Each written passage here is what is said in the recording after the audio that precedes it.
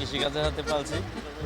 কুড়ে ভুসি এগুলোর প্রচুর দাম, চলার দাম অনুযায়ী এবার বাজার পাইতেছি না, খুব হিমশিমের মধ্যে আছি আর কি আমরা। অবশ্যই ভারত থেকে গরু আইলে তো মনে করেন আমরা মরে যাওয়ার মতো আর কি, পুরা লসে পড়ে যাবো আর কি।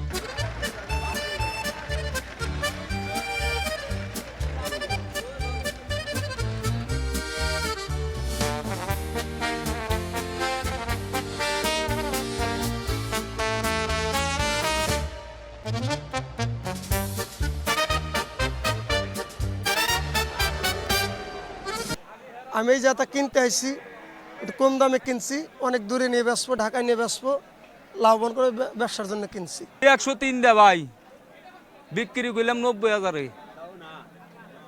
এই হলো কথা। 13,000 টাকা লস হয়ে গোড়ায়, 13,000 টাকা লস।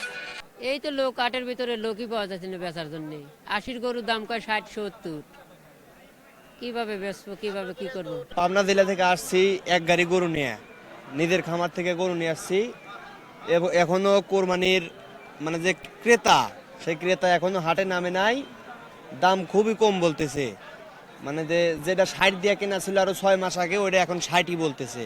আমরা লালন পালন করছি, এরা মেলা টাকা হয়ে গেছে। ভারতের গরু আইলি তাহলে তো আমরা করতে পারতেছি না, আমরা লাভবান হইতে পারছি না, লস হইব। 21টা, বর্তমান 10টা বেচছি, আর কটা ফেরত আছে, মানে 11টা। আগের চাইতে দাম 10,000, 12,000, 15,000 কম। গরুর পছন্দ হইতেছে না, এটা হলো বড় ফ্যাক্টর, কিন্তু দাম মোটামুটি ভাবে সহনীয় পর্যায়ে আছে, এখন দেখতেছি সামনে। দাম বলে 5 লাখ, 4.5 লাখ। রাজা বাবু কৃষিকাজের হাতে পালছি। কুড়ে ভুসি এগুলোর প্রচুর দাম, চলার দাম অনুযায়ী এবার বাজার পাইতেছি না।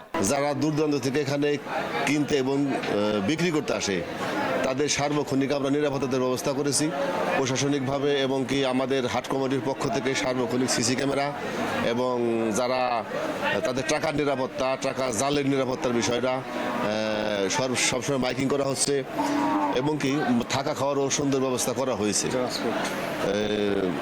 এবং কি যাতায়াত ব্যবস্থাটা সবচেয়ে সুন্দর।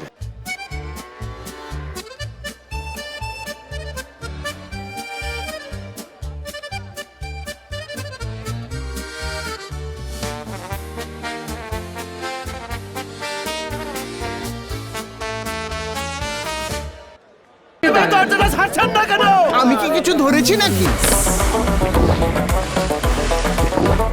আপুটা আপনাকে চেক আউট করছে, জাস্ট কুল থাকুন।